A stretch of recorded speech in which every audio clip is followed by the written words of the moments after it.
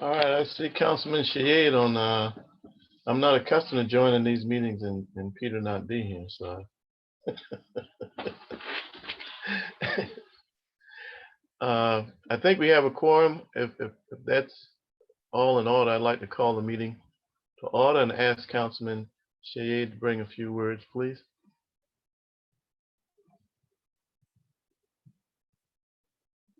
You're on mute if you didn't know it, Councilman. Okay, good. Okay, good. You got it. I just unmuted him. Okay, thank you. He just muted himself. Councilmember Shade, you just muted yourself. There you go. All right. Am I safe now? Yeah, you're good. We safe. can hear you now. We can hear you now. Thank you. All right. Almighty God, Father, lead us and protect us. Help our city address all of the issues that citizens faces. In your name we pray. Amen. Amen. Thank you. See, do we have any minutes to be approved? No. Dedication and acceptance of quitclaim deed from the South Carolina Department of Transportation on Bender Street. Mr. O'Brien, you going to address that? You're on mute, Mr. O'Brien.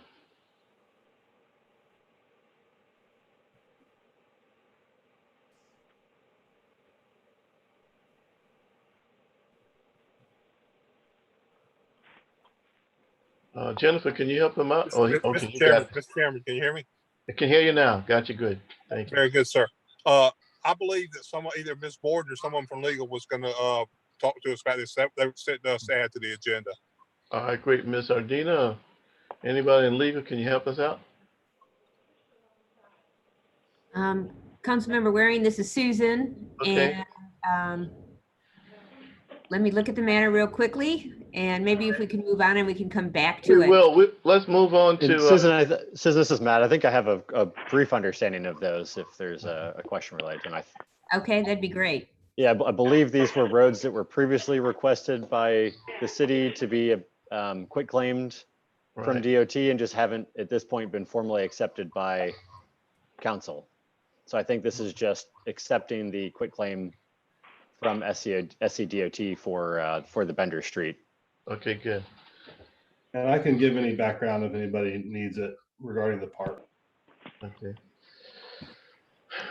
I'd like to hear what Jason has to say about that, Mr. Chairman. All right, Mr. Kronsberg, will you enlighten us, please?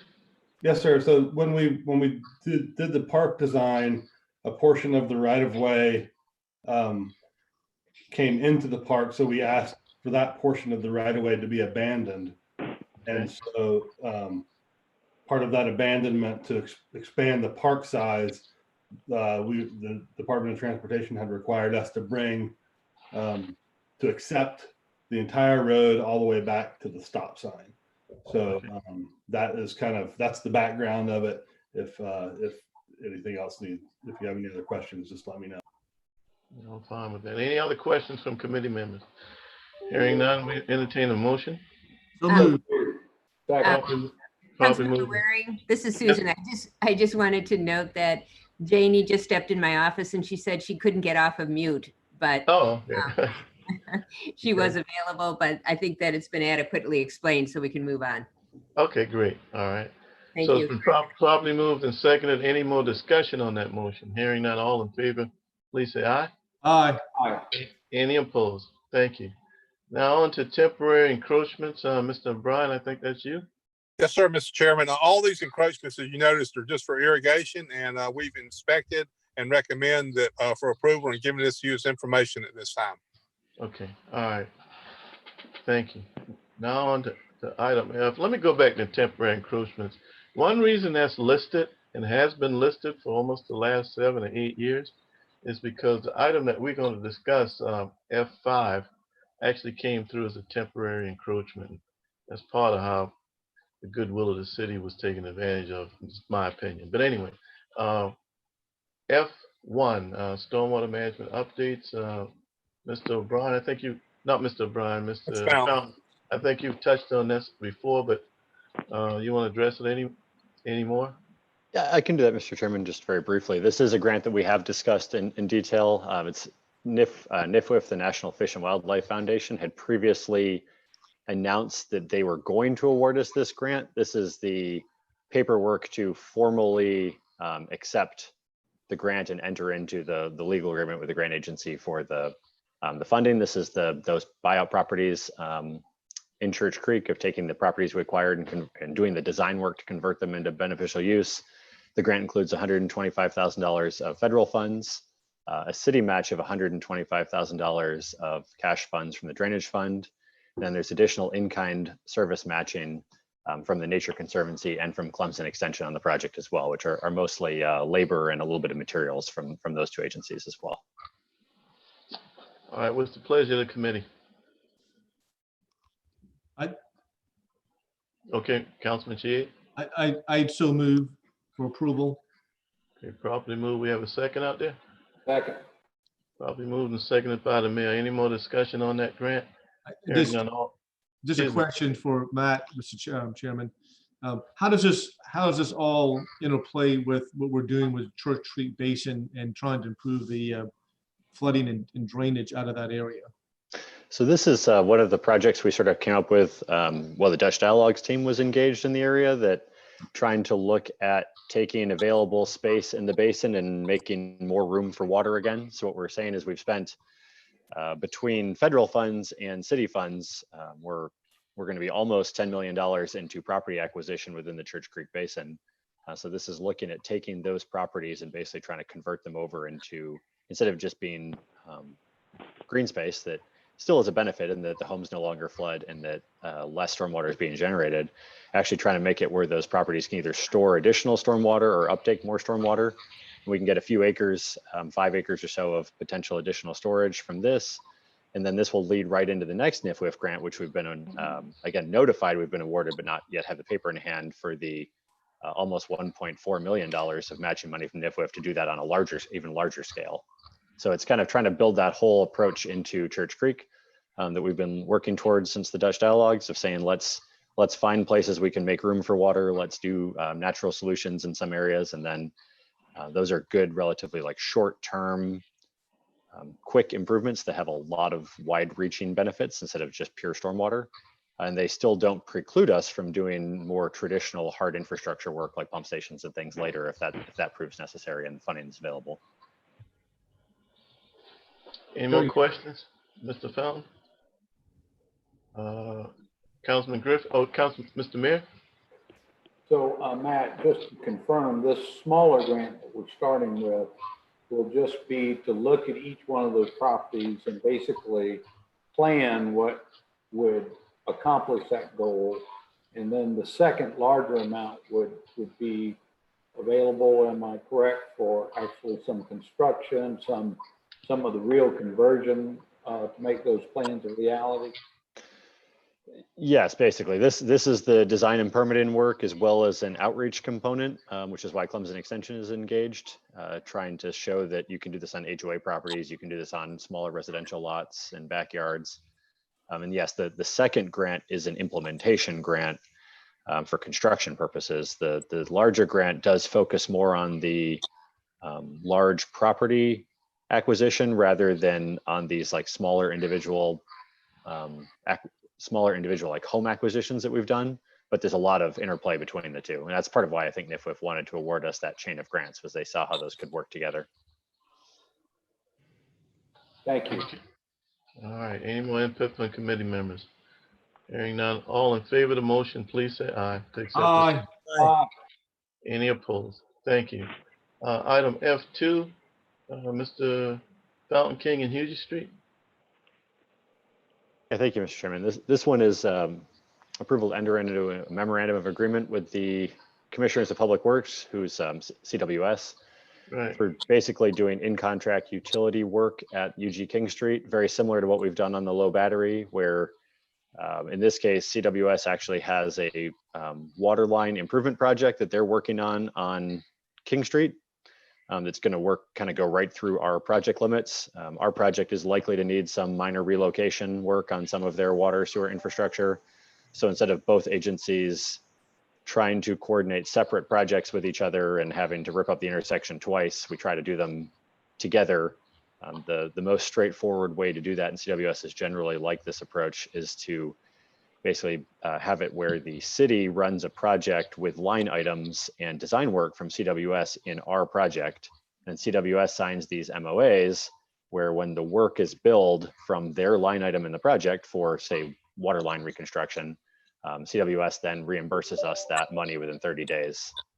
And we've done this pretty well on the low battery project so far in good work with them. We're planning to do it on the Market Street project, and then we're looking at doing it on this UG King project.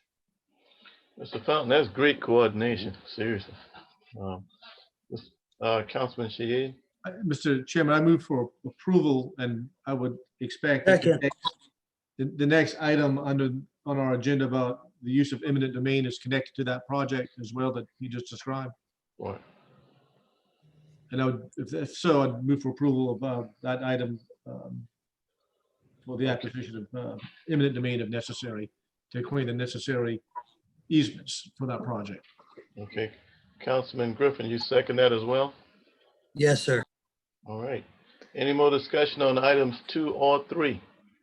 And Mr. Chairman, I would like to mention for item 3 that just the eminent domain is only for temporary construction easements, so nothing will be permanently acquired with that if necessary. It would just be to give us room to do construction work, and then we'd come back, restore it, and return the property to the property owners. And I have an exhibit in the agenda packet that shows where those temporary construction easements are. They're typically about 5 feet off of the edge of the right-of-way, so they're not very disruptive.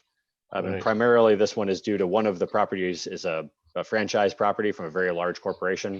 And we're just not sure whether we're going to be able to work our way through the corporate levels before the RA grant that we have for the project requires us to be moving on the project. So we just want to have this as a like a plan B, basically, in case we can't get through their process in time. We'll still try to have a cordial negotiation with them if we can.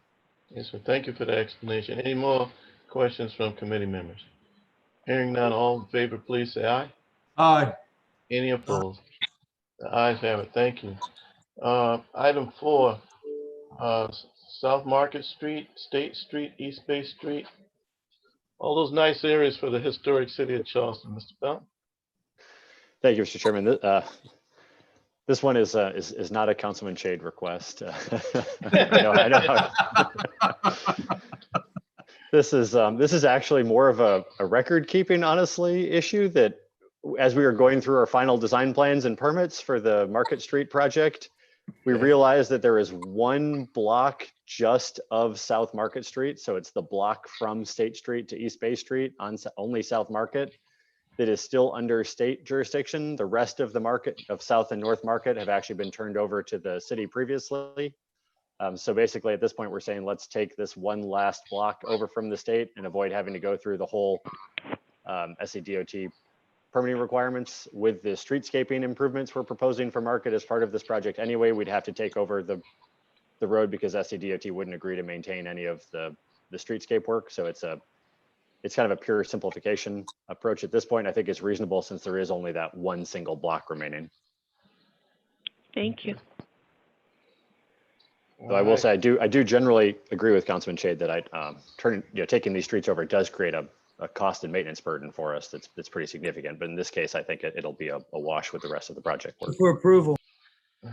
Properly moved and seconded by Councilman Shaheen. No, not by me. You know better than that, Mr. Chairman. I just felt the vibe coming. Mr. Fountain has represented me well on my position with this, so I need to be consistent. So. I heard it before. Okay, the mayor seconded it. Thank you. Thank you for bailing out Councilman Shaheen. All in favor of the motion, please say aye. Aye. Aye. Any opposed? The ayes have it. Now we're down to item F5, a discussion on Belle, Terre. We had some discussion on this last meeting. This was supposed to have been a temporary gate. I think you all now have a lot more information on it. That gate looks a lot more permanent, certainly, than it does temporary. And as I said 2 weeks ago, I felt that these folk have taken advantage of the goodwill of the city. So with that, I kind of open the floor to Councilman Appel, and I know I have Council Lady Jackson as an interested observer, so I'm going to recognize her in that order. So Councilman Appel. Well, thank you, Mr. Chairman.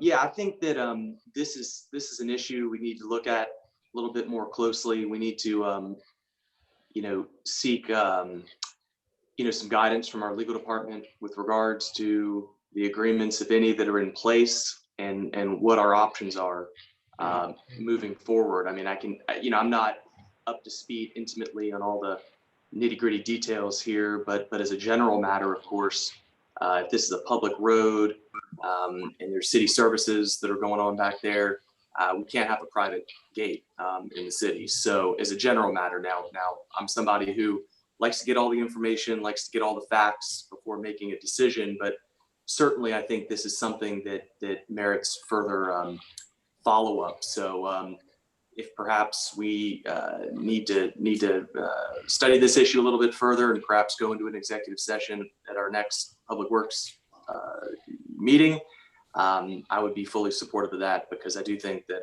we owe this to our taxpayers to make sure that public funds are not being used to support private gated communities. So, all right, Ms. Jackson, I'm gonna ask you to give me this pleasure. Mr. Mayor had his hand up, and I didn't recognize it till the last second. So, Mr. Mayor, and then Ms. Jackson. Yes. So thank you. And I wanted to thank Councilmember Jackson for all the legwork she's been doing already. So maybe I'm just leading up to her remarks, but she did track down the head of the neighborhood association, because I just felt, it'd been such a long time. It'd make sense for us to sit down and talk with him first. Sure. I come to believe that some of the residents there don't even know about this arrangement. I agree. And so we ought to have that discussion. And I spoke with Councilmember Jackson over the weekend or Friday afternoon, I think it was. And we planned, the two of us, to go out there and have a meeting with the homeowners association and kind of let them know what we feel our options are and see how they respond. Okay. Thank you, Mr. Mayor. Ms. Jackson? Yes, thank you. Being much more of a diplomat and a good negotiator with property owners and less of a hothead than I am, the mayor has sort of put his imprimatur on this process. I did find out that I had been introduced to one of the newer residents. She and her husband have owned their property there for a few years, but they built and moved in at some point early last year. So I spoke with Ms. Bass, who is, and I think as one of the longer standing property owners, she immediately went on their little board of directors. They have 4 or 5 people out of the 28 property owners to represent them. So anyway, I do think that the mayor is correct that there are probably several people who have purchased properties in the last 3 to 5 years that they saw that the property was being advertised as a gated community, and there's nothing on deeds that I can find anywhere that would say differently one way or the other. So we will go out and have an education session. I do think it would be very nice to anticipate that there could be some negotiation that she mentioned to me, maybe off the top of her head, maybe not, about what would be the alternative. Could they ask to become a private community and maintain their own, set of infrastructure and services? So I don't know if they have any idea what that, would entail and what it would cost. We'll see. But I would personally like the mayor to, sort of put a task list on the legal team. If this all devolves into, no, we're not going to give in on the current agreement, that by law, by the agreement that was mutual between us and the developers of the property at the time, they can keep the gates closed until the 21st house is finished and occupied. And nobody knows when that will happen.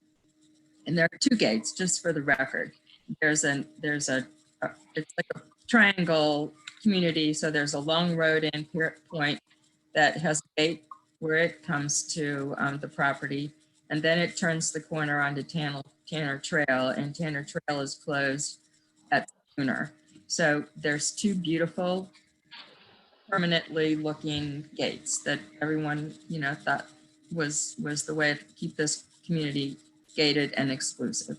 So we're going to take the next step, and then I would like the PW committee to continue to support an effort to be fair to the spirit of the law, not the letter of the law. Thank you very much.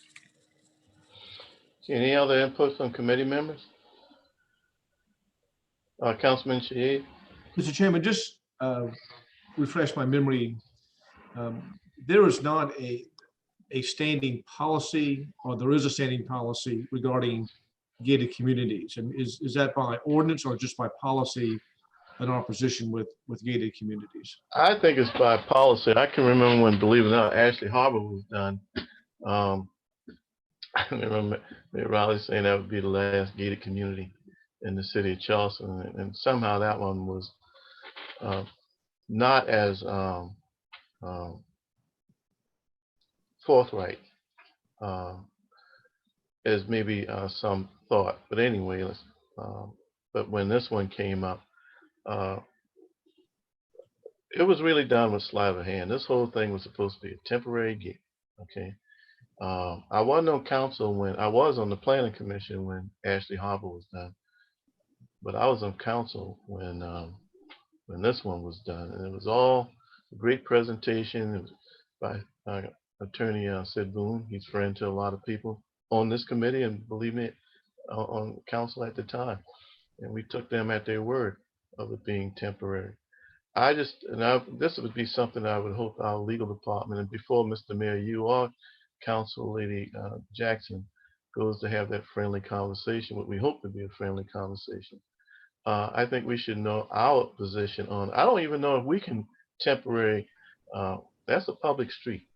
I don't even know how legal our standing was to give up public access to a public street for approximately 8 years. And the precedent of possibly them buying it back, oh man, I hope we don't go down that path at all. The people who purchased in the ensuing years, Mr. Mayor, you would be right. A lot of those people there probably don't know anything about previous conversations. They may not even know that they go up and down a public street. I believe that's probably the case. But the reality needs to be, they need to know the truth, because if they bought property based on it being permanently a gated community, they were told untruths. So to negotiate that is not our, I don't see that as being our point. And the precedence, I don't know if there's a precedence where a public street has been given back for private use. Even when I look at Stalker Drive, that we all remember, that was a huge effort to close that cut through that. I don't know, you probably have 15 houses on Stalker Drive, and you probably had 10,000 cars cutting through there a day. Certainly it was in the thousands cutting through there a day. Well, we stopped that connection with Folly Road, but even Stalker Drive is still a public right-of-way today. It was just a connection that was terminated where it intersected with Folly Road. So to take a street that's in the public domain because others told untruths and negotiate that would be hopefully a precedent we wouldn't set, because we'd see that again in the city of Charleston in an attempt to make it more gated. I'll put it like that. So I would hope our legal department would look into that, so you all would have that fact points when you all sit down to have that conversation. It may be a fact point that you may want to pass out to them before you even sit down and talk with them, so you wouldn't even hear, hopefully, an unreasonable request. But anyway, that's my take on that. But it was always supposed to be temporary, and looking back on it now, as far as I'm concerned, it was an unclean maneuver on behalf of the city. So, when people take advantage of you, what do they say? Shame on you, on them, right? If we would make the same mistake the second time around, then it really would be shame on us. Any more input on that one? As Mr. Chairman, the other saying from Fritz Hollins would be, there ain't no education in the second kick of a mule. I'm telling you, and I was there. When I came up when I came over here and it was rural, we own mules, so you're right. There ain't no second education in that. Beyond that, we pass that off hopefully to the mayor and Councilor Jackson and our legal department. We kind of look forward to hear report from you all.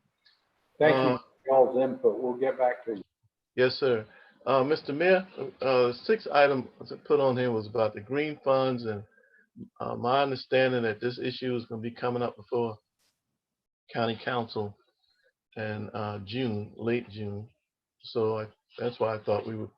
I know we've had some previous conversations on supporting what would be a collaboration of a park out on, is that Parish Road in 61? I call it the old pig, but then I forgot we got a couple of pig sites that we It's deal on with. Parsonage Road. Parsonage Road. So calling it Parsonage Road and Ashley River Road, which is down by the Hardys, as most of you all familiar where that Hardys is, way down 61.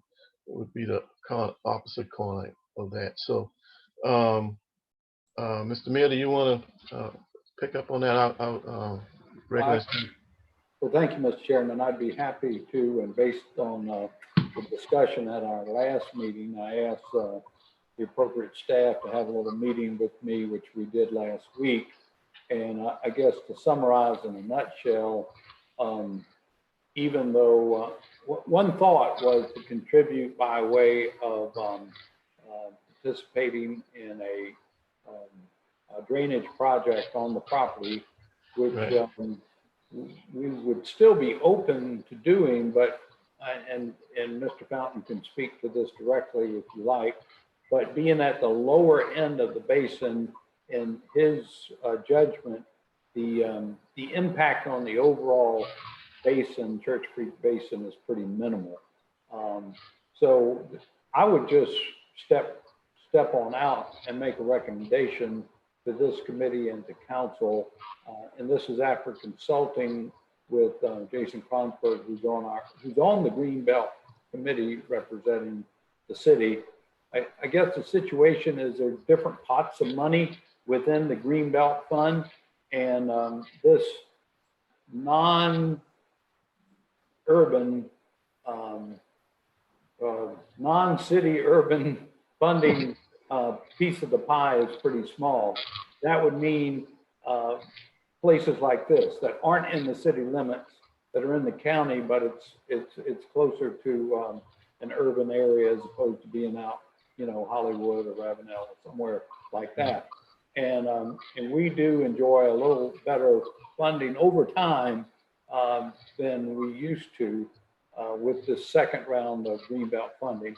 So to help them out, I was going to recommend that we approve a dedication of $250,000 of our own Greenbelt funding to be a joint partner, if you will, in the application.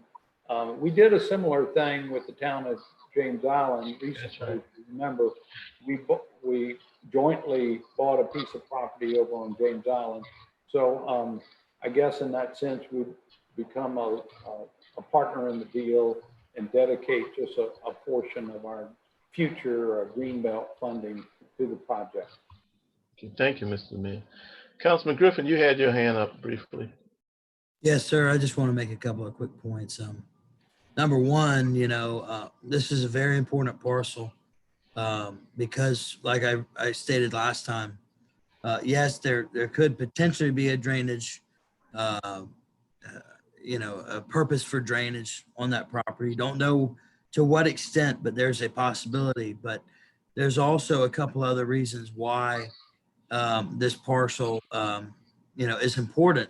And I think the biggest reason is because the planned parcel that St. Andrews Parks and Playgrounds was set to put on there, the site was going to house the fire station from across the street, which is in pretty bad shape. It's very, very small, and it serves a big area back there. It's usually one of the first trucks to make it out to, Shadow Moss, Ashland Plantation, and that way.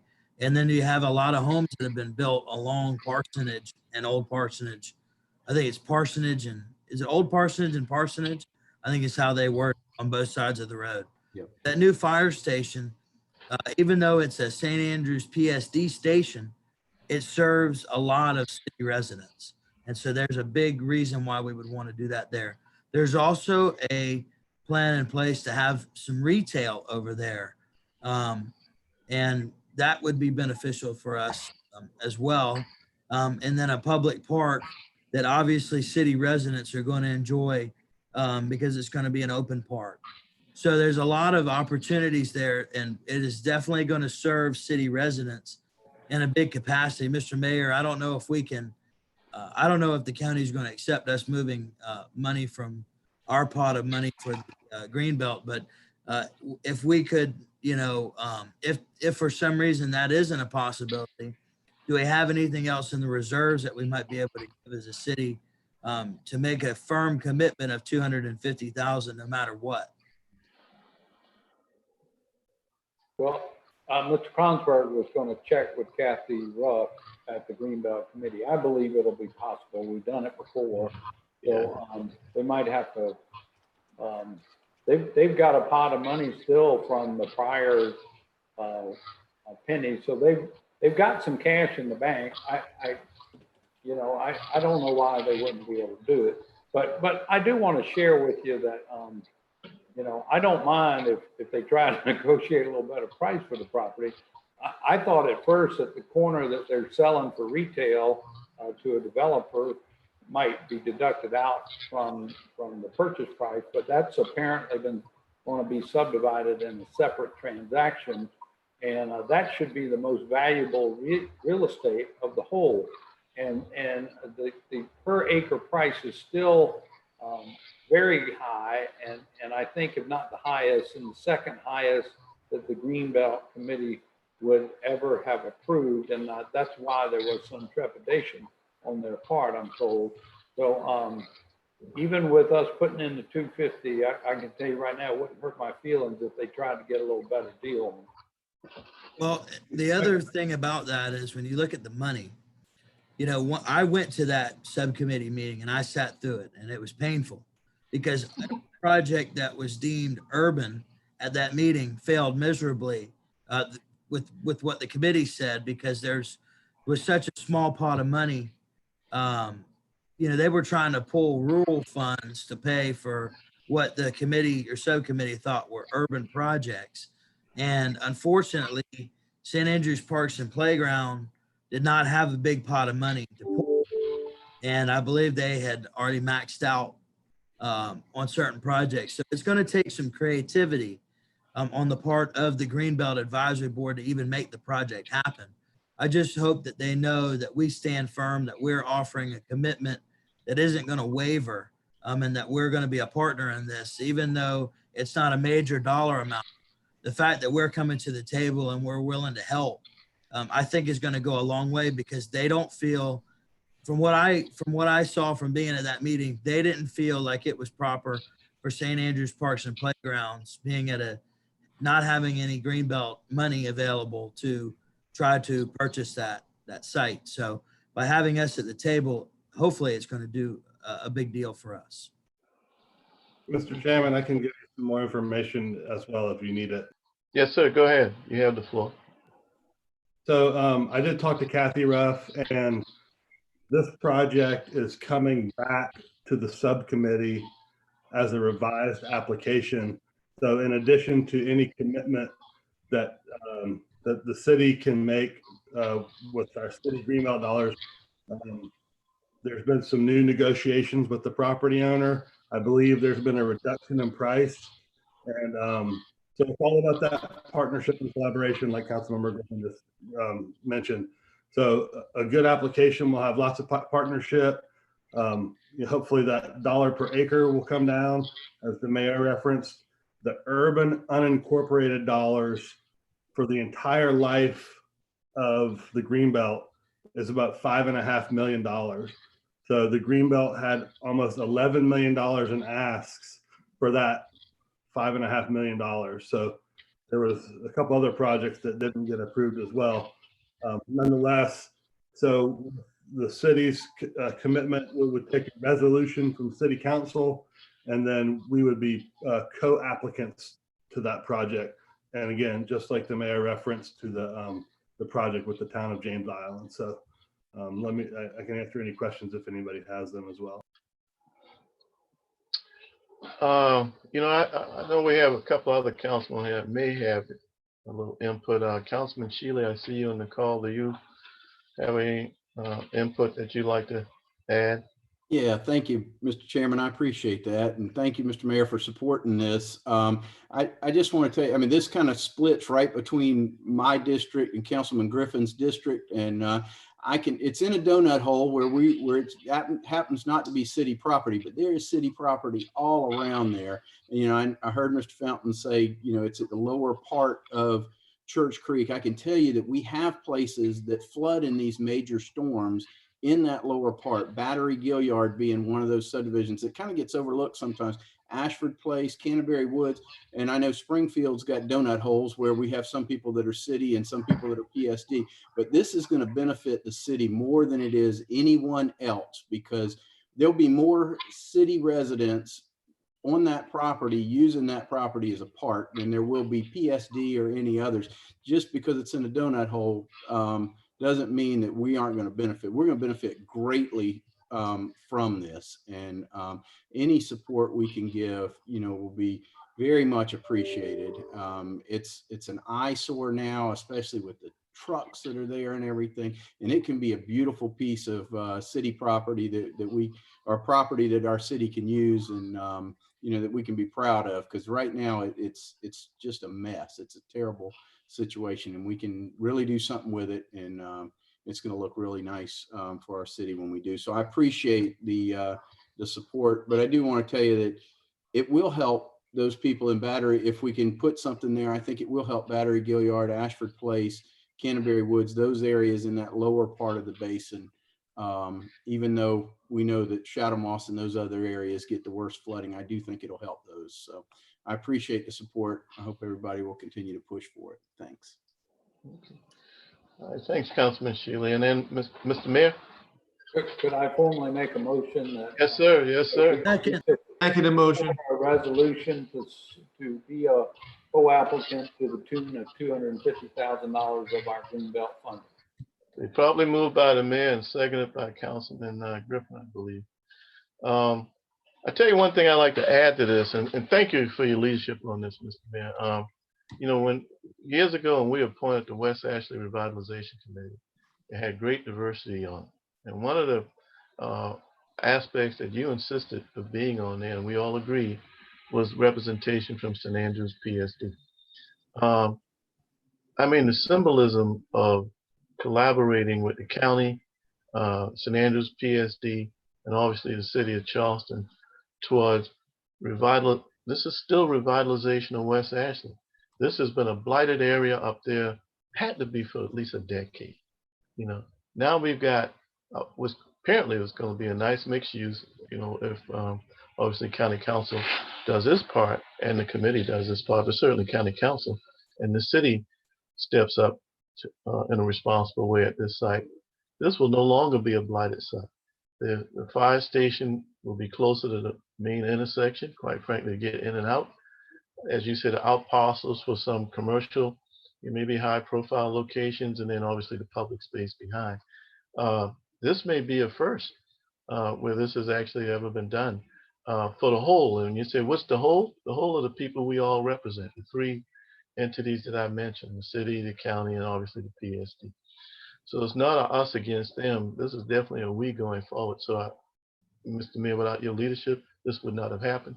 The chairman of the West Ashley Revitalization Committee on this one, Councilman Shealy, that revitalization committee is a good committee that goes forward, and that the success of that revitalization won't take place unless we all push in the same direction. So I'll call the question. All in favor of the stated motion, please say aye. Aye. Aye. Any opposed? The ayes have it. Thank you again. Now that shows the last item on the agenda. Now I have a couple of things that I want to just bring up. I don't know whether this is the right committee, but I have I had a complaint from some folk in Orleans Woods where the Ashley is an apartment complex between my office and Southeastern Galleries.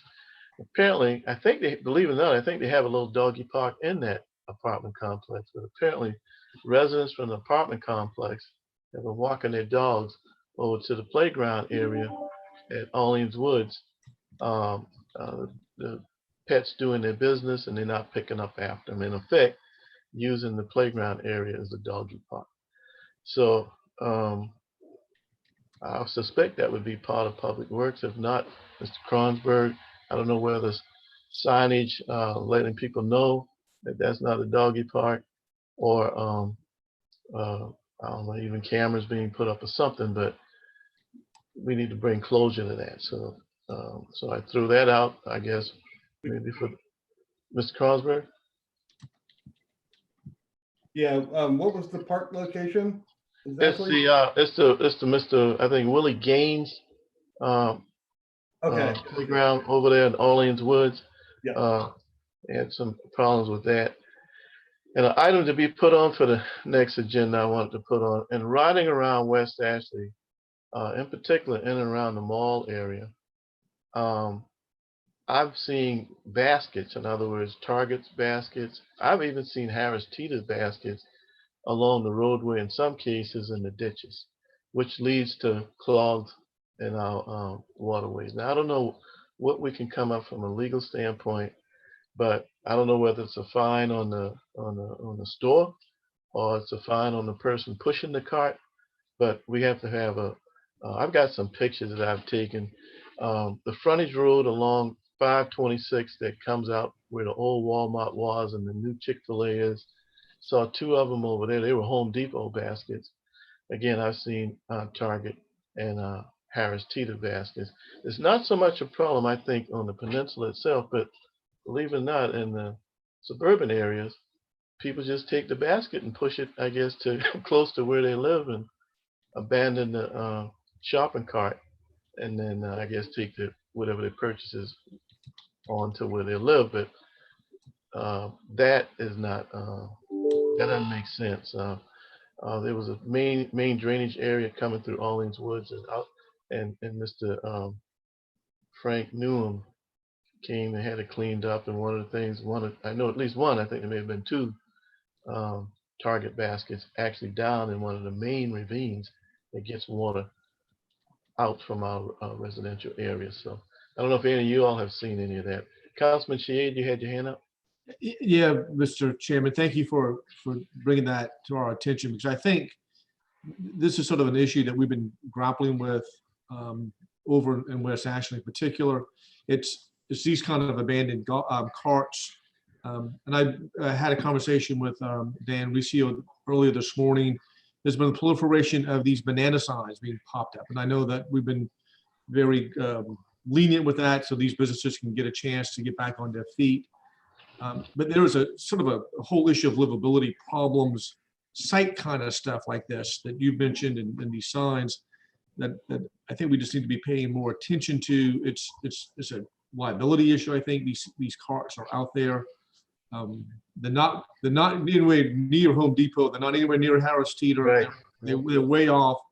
So I don't know what the answer is, but I did have that conversation with Mr. Riccio about the signs, and I think we just need to be more in tune with these things. So they are a problem, and they're unsightly, if nothing else, but also dangerous. So I appreciate you bringing this to our full committee's attention. All right, thanks. And believe it or not, Target used to have carts that if you took them, I think more than like 200 feet, the wheels would lock up on you, so you couldn't actually take it out the parking lot. So I'm sure maybe we get with some of the retailers and maybe they can come up with a, we've never had the conversation with them. We should have that conversation. They may have some solutions as well. They should be part of the solution. I'm sure that basket probably, the shopping cart probably cost them, I don't know, between 50 and 100 bucks at least. And to your point of signs, I know it's not the political season for us, but I came across the North Bridge Saturday and happened to go down Old Town Road and up to Avondale, and I saw political signs lit all along the easement. And all of us being successful candidates, we know what it is to hopefully get a friend to let you put a sign on that piece of property and let people know you're running. So this it just contributes to that, frankly, trashy look to our gateways coming into the city as we enter West Ashley. So I would hope that I know our people picking them up, but that just shouldn't. They know where to do it and they know where not to do it. One of them, I won't call a candidate's name, but one candidate is a candidate, I think, for Congress, and they certainly didn't go down to White Point Gardens and put it down. I bet they didn't put any down in the right of ways on Daniel Island. But they came West Ashley, and I'm sure other areas that they think would be permissive.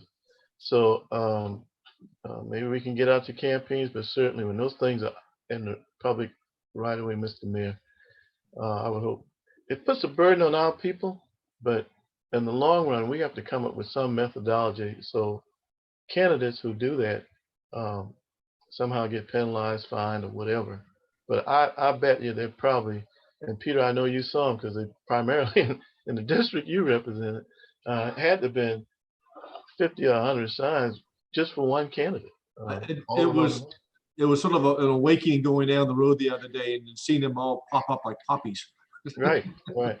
And the intersection of St. Andrews Boulevard, Ashley River Road, and Old Town Road, which is a major, we all fought hard to, believe it or not, get the landscaping. There's a bunch of weeds there prior. We finally got some nice looking landscaping.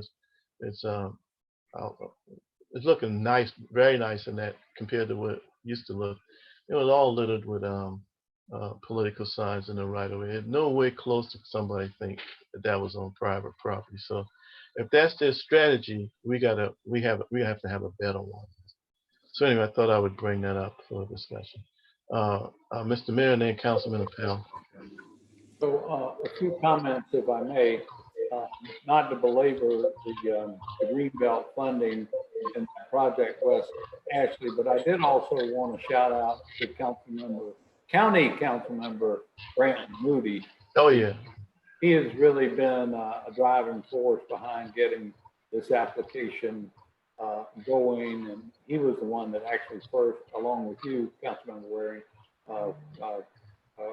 caught up with me to ask about the city's involvement. So thanks to him.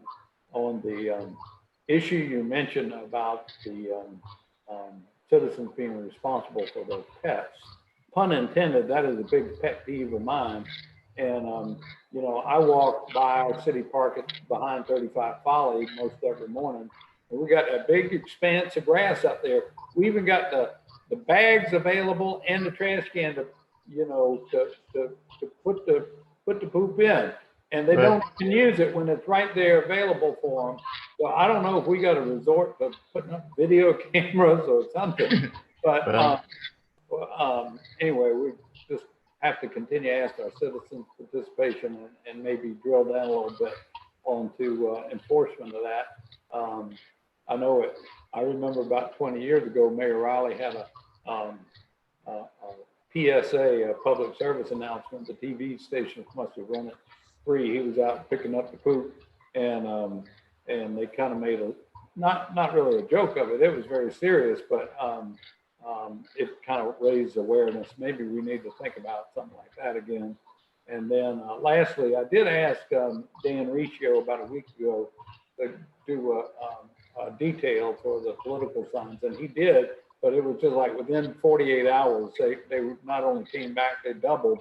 So we'll ask him again, and June 9th isn't far away, but we'll get out there again. Thank you. Right. And thank you for bringing up Councilman Moody. You're right, because he's a big catalyst in all of this. Thank you, Mr. Mayor. I tell you one thing we can do, and you're right, maybe they kind of made light of it 20 years ago, but today with all the cameras and video on phones today, maybe we can get the public to film. And just like you have deadbeat dads, you got deadbeat pet owners, that you can film them when they're not, and turn them in, basically, because our community deserves better. Councilmember Appel, you had your hand up? Yes, sir. I like that idea you just had. Perhaps we could publicize a certain type of list And you can use that, leave it to your imagination what we can call that list of dog owners. I was just going to mention something briefly about the political signs. It kind of brought back PTSD from the fall. But I had my signs taken off of private property repeatedly. So if we can do that, we can certainly get it off of public property. Right. So anyways. That makes sense to me. Mr. Chairman, I think Susan Herdina has her hand up. Okay, I couldn't see her. Ms. Herdina, please speak.